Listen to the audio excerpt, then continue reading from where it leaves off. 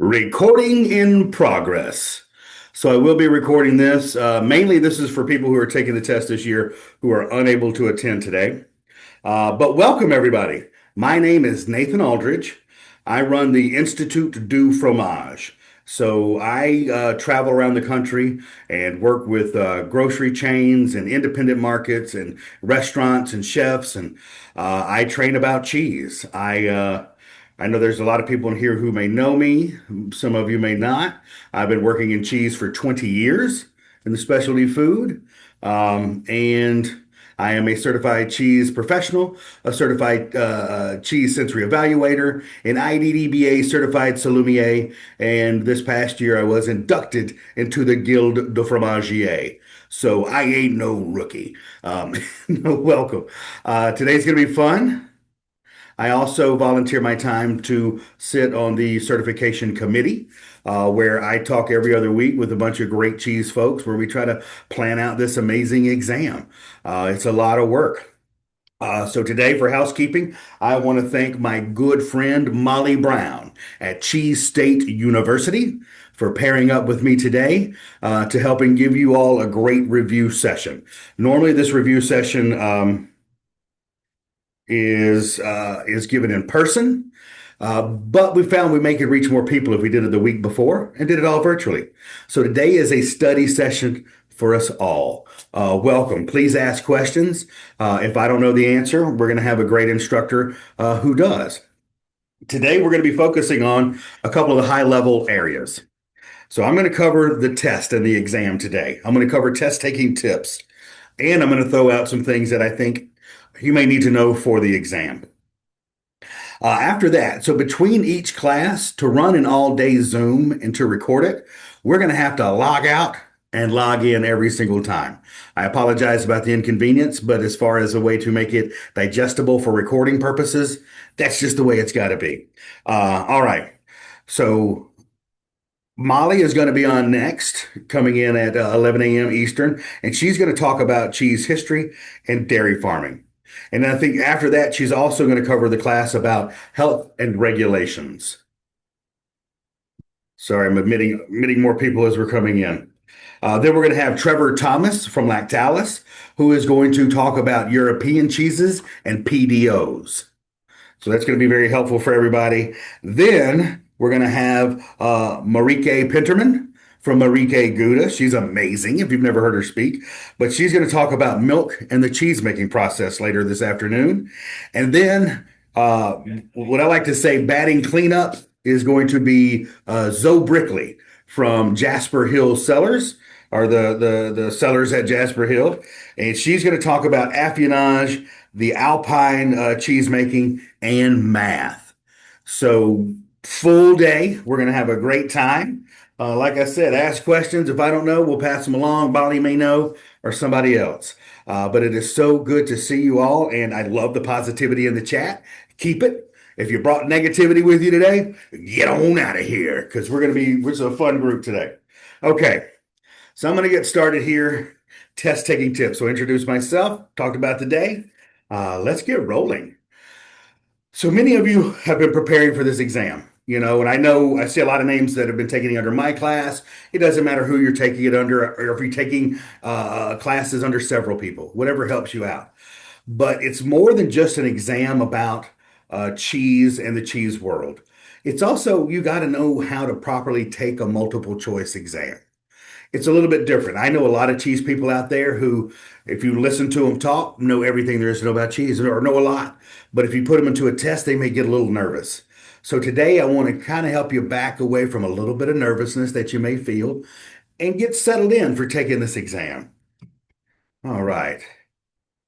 So here's the exam. Now, I will be in Louisville in person. If you're coming to take the CCP exam in person, you will see me in my smiling self directing you into the room, and I will be leading the proctors at the CCP exam. So please know, everything you hear me say today or in this lesson is not going to be quoted out of the exam. I'm not going to give you questions from it, but I'm going to lead you to where to study. So day of, in person, you're going to show up and you're going to have to go to a coat rack. kind of situation. You'll be allowed to take a coat in with you. I suggest a sweater if you're the type of person who runs cold. But you will not be allowed to take your bag, a purse. You will not be able to take a smartwatch inside with you. You will not be able to take a calculator in with you. You will not be able to take your own pencils in with you. So the best thing to do that day, if you have everything in your hotel room, leave it. Bring your photo ID. You will need a valid photo ID so our folks can check you against the list. And of course, valid ID stands current, driver's license, voting card, military card, passport. Hopefully, most of you have your license with you, but that's all you need to bring. Everything else you'll need to check behind you at the coat rack and go in the room empty-handed. I don't know if you've ever played blackjack, but you got to go in empty-handed. Um, then you will be given a packet, a brown manila envelope. You'll be given a packet to take with you to sit down at a designated space. So you will have a designated space to sit down. Then myself, I will be able to get up into the room and I will tell you, now you may open your packets, make sure you bubble in your name. I know that's silly, but people have forgotten to bubble in their name before. That's a gimme. If it was a 151 question test, it'd be, what's your name? So write down all the pertinent information. You will bubble it in. There are proctors that will be around in the in-person exam. Raise your hand if you're confused. Some questions may confuse you the way they're written, and that's okay. There's no problem with that. So you're going to get 150 multiple choice questions. You're going to have 3 hours to complete the exam. Every question has 4 possible answers to each question. There's going to be some math. Luckily, Zoe is going to be here to walk you through it. If you've never met Zoe Brickley, oh my God, she's a wonderful teacher. Definitely listen to her. She's going to help you out. And on the exam, you will need to know some temperatures. I would highly recommend you memorize what it means for pasteurization. You know that's going to be there.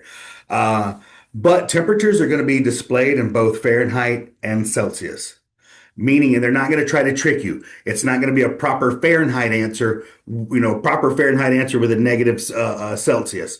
They're not going to trick you like that. It's just going to be those numbers, but you will have both of them to reference. And you're not going to have to convert Fahrenheit to Celsius or vice versa. Don't stress about that. You will need to know your European as well as American cheeses. Today, Trevor is going to cover a lot of PDOs from Europe, especially France. And you'll need to recognize what has a PDO, what is a protected designation of origin, and versus what is not. Your American cheeses, I've been telling my classes to really focus on those cheeses that have probably won the big ACS Best of Show award, or even that delicious blue cheese out of Oregon that won the 2019 Best of Show from the World Cheese Awards. I would definitely know Rogue. All right. Admitting more people. And of course, so the test will also be presented virtually. If you are taking the exam virtually, you will need your own computer. You will need to download a proctoring system, and that area of the committee will reach out to you. They know who's taking it virtually versus in person. You will receive an email as to the meeting for that. What I do know about the virtual exam, it comes in 2 parts. You will have 75 questions to answer, then you will have a break. But you must answer all 75 of those questions before you do hit the break. Then when you come back from your break, you will have to answer the other 75 questions. Okay, fair. Exam is proctored, whether it's going to be in person or virtual. Please don't cheat. Let's don't do that. We're better here in the cheese world. Also know that the same tests that are, if you're in person, the same tests that are next to you isn't the same exam. They're going to have the same questions, but they're going to be in different orders. So if you do cheat from your neighbor, you're going to fail. Just answer your questions. And now for a personal note on taking the exam. I took this exam in 2018, was very nervous, probably like you are. I recommend the night before, relax. Don't eat anything new in your life. Okay? Don't, it's like, well, I've never tried a lot of raw fish. Don't try it yet. Do a normal routine. I probably wouldn't go out and have too many cervezas that night. I would relax, have a good night's sleep, eat something normal that your body is used to, so you don't have little tummy troubles the next day, and wake up positive. If you do say a little prayer or find a little positive energy, hold hands with people that you love and spread that energy if that's what you need to do. Then go in and take the exam. But also about the exam with the 3 hours, there is no prize for the first person out of the room. There's always going to be, and that made a lot of people I noticed nervous when I was giving the exam and the other exams I've proctored, is that one person is going to finish like within an hour. And you're going to be like, oh my God, they're finished within an hour. I must be doing bad. No, take as much time as you need. Take as much time as you need to do well on the test. Some people, we word foam earplugs, which I definitely will be using. Brett, I think that's right, but we'll keep it up with the virtual team. I was probably one of the last people out of the room on my exam. Make sure your questions on the bubble, you're going to have two separate sheets. One's a bubble sheet that you're going to literally fill out if you've taken that at high school. The other is going to be a piece of paper that you're going to read and you can scratch on if you're in person. So use that, scratch on it, make sure you bubble everything appropriate. But don't worry about being the first person out of the room. All right. When are we having it? Tuesday. We got 2 weeks away. We're doing this review right now because I'm going to be at Fancy Food next week, dealing with customers and building booths and all that good stuff. But Tuesday, July 7th, Louisville, Kentucky. Again, if you get there early, wait to sample the bourbon until after the exam. There's a lot of good drinks there. Don't do it. All of you have paid for your exam. And make sure, too, if the exam fee was already due, if you have not paid for your exam, they're not going to let you in the door. Just want to reiterate that. If you've not paid for your exam, they're not going to let you take it. Okay. And then after you pass this exam, you'll get a certification email every 3 years to be renewed. Okay. Now let's get into some nitty gritty. So, when taking the exam, you know a lot of facts. Hopefully, you've been reading your glossary and you know the meanings of definitions. This is great. But read the entire question. Read a multiple choice question in its entirety before glancing over the answer options. Students often think that they know what question is being asked before reading it and jump straight to the most logical answer. I try to do that. I will go through, I think I'm Mr. Smarty McGee. But if I don't read the whole thing, it's going to pop up and I'm going to make a mistake. The big mistake, and it's a big mistake and it can cost you dearly on a multiple choice exam. Read each question thoroughly before reviewing and answering your options. And answer in your mind first. What I did on my exam, and again, I'm being personal, you may operate differently. That's fine. I went through my exam, and if I knew after I read the question entirely, and if I knew it for sure, I answered it. If I didn't know it for 100%, I skipped it to come back. And I found that it helped me save time. Again, if you operate like that, great. If you don't, find your own way. But I went through and I remember I was answering my exam, my test, and I think out of the 150, there were like 30 questions. I was like, I know this for certain. Then I was like, oh, damn, I only know 30 questions for certain. But you'll go through and you'll find your time. Enter it in your mind first. After reading a question, answer it in your mind before reviewing the answer options. And this is going to help you prevent you from taking yourself out of the correct answer because it's the best answer that you're looking for, right? What they do is they have what's called distractors. So A, B, C, and D. One of them is going to be the best answer. The other options are called distractors. They're there to confuse you just a little bit to make you question yourself. Eliminate wrong answers. Then you're just really taking a shot at making the numbers work for you. If you eliminate answer options, which you're 100% sure are incorrect, and you mark that off before you answer it, even when you believe you know the right answer, the first eliminating those answers are going to help you narrow your choices down. Can you go back and re-answer the question? In person, yes. When you do it in virtual, you cannot, after that break, Remember, in virtual, you're going to have 75 questions and 75 questions. Once you answer the first batch of 75 questions, it's locked and out of the way. So try to take your time on that instance, okay? I hope that helps. Use the process of elimination, right? So using the process of elimination crosses out all the answers that you know are incorrect. Then you can focus on the remaining answers. Not only does this strategy save time, that greatly increases your likelihood because there could be two possible very likely answers, but if you mark out two that are not, then you have a 50-50 shot. It just gives you a better chance, right? Okay. Select the best answer. It's important to select the best answer to the question being asked, not just an answer that seems correct. Often, many of the answers will seem correct, but they're typically a best answer to the question that the professors or that we're looking for. Okay, read every answer option. If you see these little bullets, means like you can't slow down too much, right? But you got to make sure you are going slow and reading everything. Read every answer option prior to choosing the final answer. It may seem like a no-brainer, but it is a common mistake that people make. And as we pointed out in the previous section, there's usually a best answer to every multiple choice question. And if you quickly assume you know the correct answer without first reading the every other option, you may end up selecting the not selecting the best answer. All right. Here we go. Answer the questions you know first. That's what I mentioned earlier. If you're having difficulty answering your question, move on. Here, yeah, it's a Scantron. You'll have a, as far as I'm seeing the chat, with the Scantron, yeah, you're going to have an eraser and you can go back and change it. I did, and this is talking to my chat people over here, and it may have taken me a little bit more time. I answered everyone in person.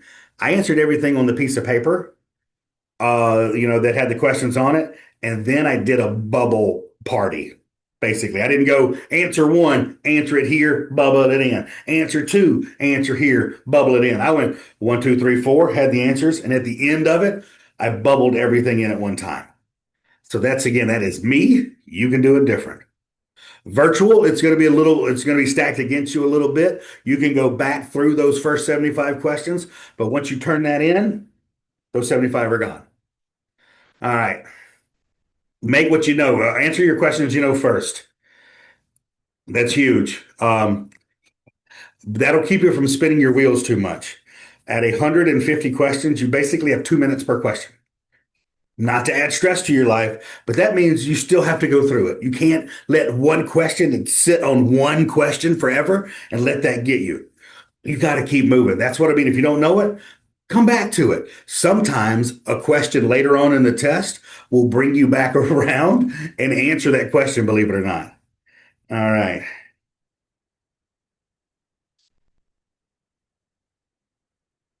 All righty, good. We've got some good virtual questions going on here. I'm just going to keep going over my presentation. Make an educated guess. If it's not counted against your score, make an educated guess for any question that you're not sure about. And this just means when you've marked out things you know aren't there, if you get it down to 50-50, make an educated guess, and there's a higher chance that you're going to get that right. Okay. Tips for successful test taking. Pay attention to these words. Pay particular close attention to the words not, sometimes, always, and never. An answer that includes always must be irrefutable. If you can find a single counterexample, then that answer is not correct. The same holds true for the word never. If an answer option includes never, a single counterpoint will indicate the answer is not correct. Hopefully they don't use those too much, but those are the key words. I'll go over them again with you. Not, sometimes, always, and never. Be careful of those. It's usually best to stick with your first choice, but not always. Like this portion, like you should stick with it, but maybe not. It's best to stick with the answer you first choose after reading the question. It is usually counterproductive to constantly second guess yourself and change your answer. However, this doesn't mean that your first choice is always necessarily correct the first time. That's why I kept my paper going. That if I found another question later on down the road, and I promise it happens sometimes, where a definition will be said later on in a question that can bring back an earlier, harder question for you. Sometimes they can answer it that way, and it's kind of fun. All right, let's keep going. For the in-person, yes, there is a clock in the room. And for the in-person, I will be more likely be my voice saying, "You have 2 hours remaining. You have an hour and a half remaining." I'll make sure that you are plugged in every 15 minutes. I don't want to wind you up too much if you're taking the exam, but there'll be a clock and you will know your time. Yes. All right. All of the above and none of the above. When you encounter all of the above and none of the above answer choices, do not select all of the above if you are pretty sure any one of these answers provided is incorrect. And that's where they can get you. All of below are PDO cheeses. You got to be dang sure about that if it's an all, right? And when there are seemingly two correct answers, when two answers are correct in a multiple choice question with an all of the above option, then it's probably the correct choice. All right. And here we go. Place your bet on the positive option. In most cases, this is for people who write exam questions, a positive option is probably true if there's also a negative one. People tend to write out answers to questions in a positive way instead of a negative tone. That's just human nature. The more information, the better. And more often than not, the correct answer usually contains more information than the other options. It's good to know if you have to guess, sometimes it's just a longer answer. And that's when you have to guess. Okay. These are guessing options that you have right now. All righty. Any questions about that? Any questions about the exam? I know I've seen the slide go over virtual. Sorry, I'm not the virtuoso that I should be, but I'm telling you everything I know. All right, everybody's here. Now let's get into some more information. By the way, you know what? All of you look bright and shiny today. Good to see you. Everybody's carrying that Wednesday energy. All right. So besides test taking tips, I'm going to cover some customer service things with you, some foods that you should know, and I'm going to cover some cheesemonger tools that you should know. So this is my part of trying to help give you a little bit more of a leg up. So pairings on my exam, and I have to say that on my exam, I was asked about pairings.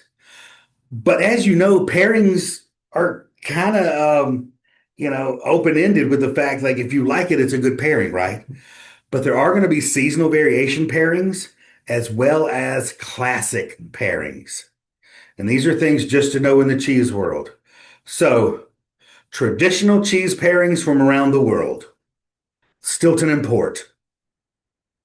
That one was, I mean, again, they change up all the questions. I don't know what's on the exam this year, but I remember being asked about Stilton and Port as far as a holiday pairing. And why is that important for us to know? Well, if you work on a cheese counter or if you work in a retail world or if you're a buyer, anything you need to know that this is what English people love during the holidays. So this is what to stock up on. You do not get a piece of paper virtually, nor do you get to take your own calculator virtually. I'm answering the chat question, sorry. But you will have a calculator function on the computer exam program. All right, Langres and Champagne. Those are very traditional pairings where it's said that you're supposed to pour the bubbly wine into the little dimple of Langres, which is a protected cheese, by the way. Cheddar and apples. This was weird because it's not like a definite pairing, but I was asked a question about you're setting up a cheddar display in the fall. Which would be the best option for a fresh fruit?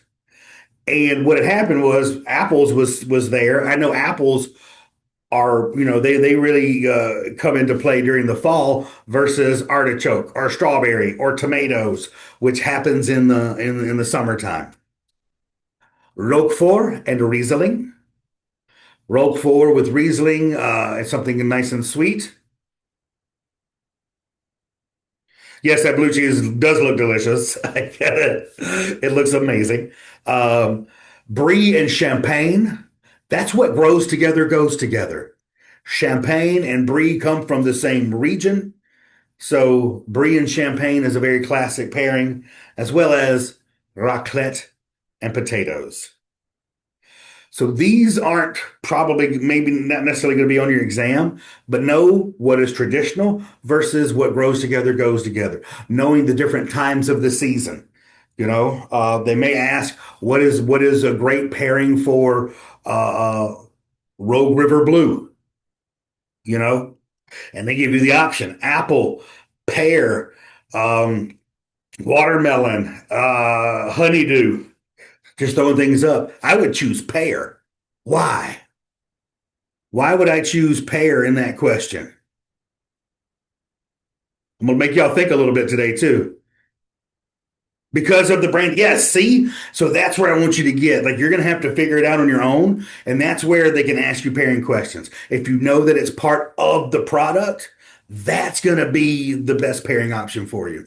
So that may be where to work around instead of just straight memorization. You guys are great. Yes, yes, I'm going to be able to. Everybody that I have here, my goal is to record all these and send these back out to everybody who is watching this and everybody who is in my class who missed. Okay, here we go. So those are pairings. You may get 1 to 3 questions about that. Nice and fun, right? Perfect. Now cheese board choices. I got asked on my exam a couple of things about helping choose pairings or helping to build a cheese board for a customer. That's important in our cheese world, whether you're a cheesemonger or not, because that's what's so popular right now. We love that cheese boards and charcuterie boards are so big because we're selling more cheese. But how do we help people? So some of this information I'm going to give is a little generic, but it's going to give you that, hopefully that ammunition you need to figure it out. Most cheese experts recommend 3 to 5 cheeses per board. That just is. It depends on the size, it depends on the size of your group. Uh, Offer your customers different textures, flavor profiles, or milk types. So your question could be, okay, so out of the cheese selected below, which option gives you the most diverse selection of cheese texturally? I'm pulling these questions out of my ears, okay? But that would be like, oh, if you have Latour, Brie, Harbison, and Campazola Black, those are all creamy cheeses, right? So to me, that gives you a variety of flavors, but not variety texturally. So you kind of need to know which cheeses are firm, which ones are soft, all that good stuff. Hold on, everybody's throwing stuff out here. Okay. Start with a safe cheese, one that's less intense in flavor, then work your way up from there. Offer samples to help your customers decide. Those of you who not have worked the counter, ask questions of your customers. What do you like? What are your customers like? How many people are they going to be? And with expert experience, you're going to learn to have great board suggestions, right? Now, a cheese board is just a plate of cheese if you have no pairing items. A pairing item is one more form of a condiment that, when put with a particular cheese, creates a new taste and texture profile with each bite. I always recommend trying something savory, something sweet, something acidic, something crunchy, something umami, something nutty, and something fruity. Those are all little words to choose from. And then visual appeal, always include your bright, fresh fruit, colorful olives, candied and roasted nuts, jam, spreads, marmalades, and charcuterie. And here, questions that may come about would be to maybe what's local, what's seasonal, all those good things, okay? Now then, believe it or not, on my exam, I was asked about cheese tools. So here I've gone through and picked out some of the most popular cheese tools that you need to know the name of. So your parm knives, you've got a scoring knife, a clef knife, an almond knife, and a raclette knife. All those together make up a beautiful parm set. As you see here, a hammer is not on it, but that's okay. You also get a double-handled wire. Anybody who's ever opened a giant wheel of Gruyere, Comté, Sprims, any of those kind of more flat, round wheels, that's a double-handled wire. Um, We called it a piano wire back in my youth. Yeah, got that. Rachel is a purist, and I love that. We're not using a wire with our Reggiano. Um, but then on my exam, I was asked about a skeleton knife. So, a skeleton knife, if you see the picture, that's a knife that has the holes in the middle that gives you less surface area for the cheese to stick to. Okay. But it's called a skeleton knife. It's used primarily for bries and sometimes blues, soft cheeses. Excuse me. And then you have a Jarol machine, or Bosca calls it a cheese curler. But that is particularly for creating florets from a tête de moi. Now, those just, they may not be. They probably got moved up, but those two were on my exam, asked about in some way. So know your skeleton knife and your Jarol. Those are fun. Petite Basque, that'd be fun. No, I think we can use that roll for any cheese we see fit. That's what I think about that. Creativity. And of course the platform cheese cutter. I think so too. We could make it a thing. All we need is a camera, guys. Sorry, I'm on the chat feature. Back to the screen, platform cheese cutter. They come in plastic, they come in metal, they're different shapes and sizes, but that should be used at your larger cheese shops, of course. Uh, Handy board is the goat. That is what I use. I have several of them, and I have a bunch of pieces to ones that have broken over the past couple of decades. Roquefort bow. Roquefort bow. I think a lot of people call this a little bit, I call it a harp and a wire for some reason growing up in the cheese world. But a Roquefort bow, again, that's great for blue cheeses. And you have your double-handed cheese knife. Nice and basic. Hopefully all of you know about that. This is like duh information for those of us who are cheesemongers, but not everybody here is a cheesemonger. So hopefully this helps you out with the different tools that we have. Also, I was asked on my exam, what is the proper way to wash and sanitize your cheese board? That was one question. Cutting boards are an essential part of any cutting station. Boards should be cleaned and sanitized regularly, and it's recommended that the boards are cleaned and sanitized when switching between cheeses as well as different batches of cheese. Boards should always be in good condition. If a board is showing excessive signs of wear and tear, such as rough surfaces, deep score marks that are hard to clean, it's got to be replaced. I don't know. I'm surprised at what people will put onto TikTok about recording their cheeses on a dirty counter. You got to keep it clean, people. To stop a cutting board from sliding around, of course, you can put a little paper towel underneath it, but you want to wash, rinse, sanitize, air dry. That is what we're looking for. So again, here I got this from the America's the best practices for cheesemakers, which I found was one of the most handy books. The handiest information out there was from the best practice guide for cheesemakers. A lot of good stuff. I'm not gonna. Gotcha. I'm not reading that text. Here we go. Everybody's having fun. Now, got a couple more minutes with you for my end, and believe it or not, I was asked about some famous cheese dishes, some popular dishes made from around the world. If I mispronounce something, I know I got a lot of people here to correct me, so I'm going to do my best. But cheesy recipes to know for the exam. Oh yeah, raclette. And that, of course, is a raclette grill. Raclette comes from the French word meaning to scrape and refers to both types of cheeses in the traditional Swiss dish that it's served with. I was asked about raclette more so than just what dish it was. I was asked, what does raclette mean? I was asked, they had a question about the story of raclette. It's popular since the Middle Ages. Raclette is still produced with milk from cows that are fed fresh grass in the summer and hay in the winter. And typically it is melted in a raclette grill. Or back in the day, shepherds would take cheese around and literally melt it on a rock or a stone close to the fireplace and literally would scrape it off the rock to put on some vegetables.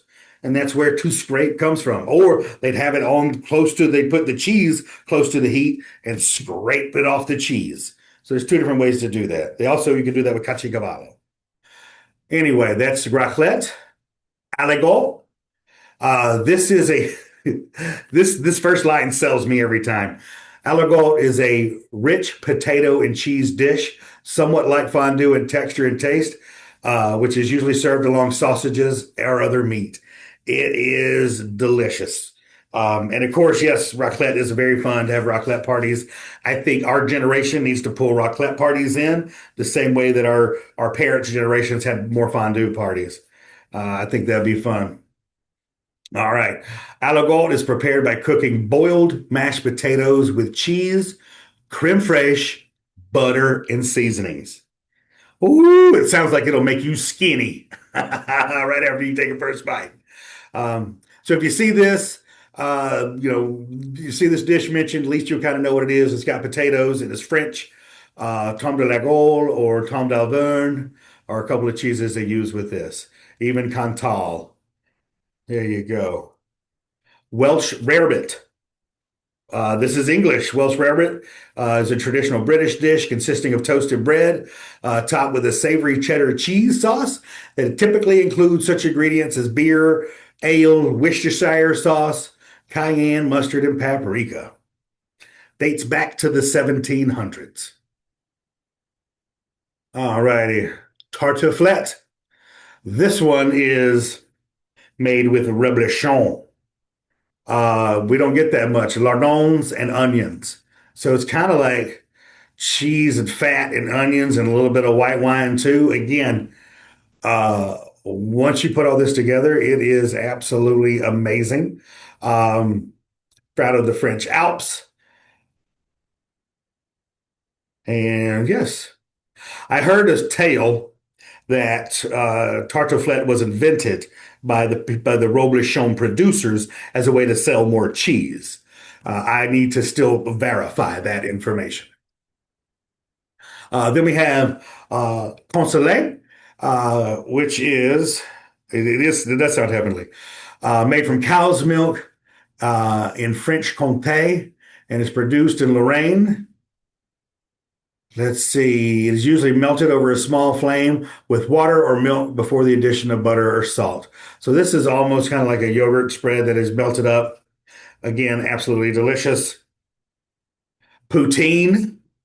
If you've not had poutine, I ask you to live a little. An amazing cheesy dish composed of fries topped with cheese curds and hot gravy. Now you're going to be seeing this from Canada. I'm not 100% sure it's the official food of Canada, but that's where it hails from. And God bless those Canadians because they know how to live. Let's see. Then, of course, fondue, probably the most popular one of cheese dishes in the world. And you can make it from anything. Fondue. When I was on the cheese counter and people asked me for fondue cheeses, they wanted Appenzeller, Gruyere, and Emmentaler. That's what that was asked of me as when I was a cheesemonger. But three separate cheeses that were just shred up, melted slowly in a pot, adding white wine to give you the consistency that you need. Boom, absolutely beautiful. But you can use any cheeses, right? This did become popular back in the 50s, as this is when the Swiss Tourism Board wanted to really throw out a lot of tantalizing dishes to Americans to get them to spend their money over in Switzerland. And that's when the big fondue craze really popped up with Kirsch. Yes, fondue with Kirsch, 100%. And then we have onion soup. French onion soup, kind of delicious, popular in Paris. This is really where you make a delicious onion soup. Put a toasted bread over there and usually use Comté, Gruyere, a good melting mountain cheese to put on top.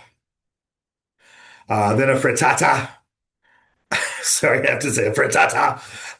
Crustless quiche. I dig on quiches and frittatas myself. They've been around a while, but they're usually going to have some sort of cheese in them. I prefer feta and fresh goat cheese in mine to kind of add up a little freshness, right? And then macaroni and cheese. We all know and love macaroni and cheese, and there are many people who will fight you to the death of how to make their favorite mac and cheese.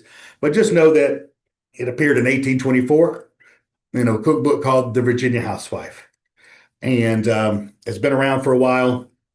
Make it as you know. And then, of course, grilled cheese sandwich. During World War II, Navy cooks prepared countless American cheese filling sandwiches as instructed by the government issued cookbooks. Wow, I hope we don't ever have to go back to government issued cookbooks again. But World War II is the time where, right before that, sliced bread was invented. Kraft was developing cheese to last a long time. So this is what went out to the ships. These sailors brought this recipe back to their homes, and of course, everybody loved it. There's nothing quite as nostalgic as an American grilled cheese sandwich. Okay, there we go, my friends. This is the first session of the day. What we're going to do, I'm going to